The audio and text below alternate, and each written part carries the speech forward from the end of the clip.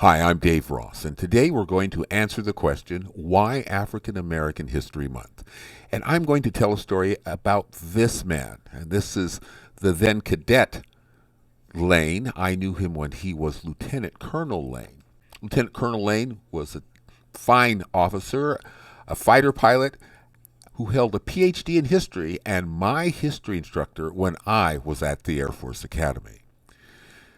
He was a very conscientious instructor, so he tried to get to know his freshman cadets and find out a little bit about them. When it was my turn to talk to him, he asked me all kinds of things about my background, and then he asked me a question that was key.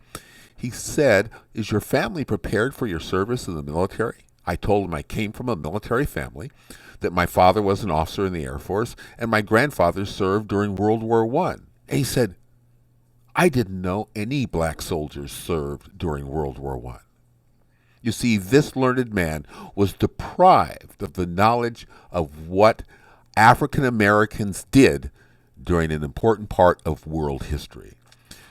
See, had he known, he would have learned a lot of interesting stories. In fact, stories about this man, General Blackjack Pershing, about the reality of how and what his name meant, and about how he was able to get black soldiers on the fighting lines.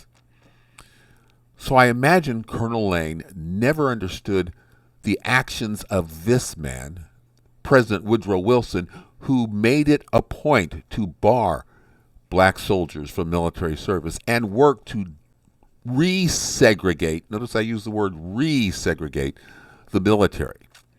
Or how this man, Colonel Young, was deprived of serving in World War I. He was the third graduate of the United States Military Academy at West Point. See, I think a man like Colonel Lane would have not only appreciated those stories, but have gained a greater understanding of not only the military during World War I, but of America during World War I, and look at how things were done that would affect that cadet sitting before him. You see, he never knew who this gentleman was. We'll talk about him later this month. And he never understood how black troops were integrated with the French soldiers.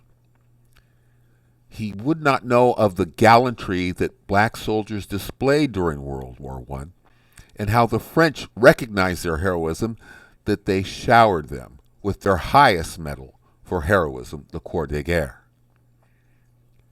Even the United States Army recognized the performance of some, and there were black officers.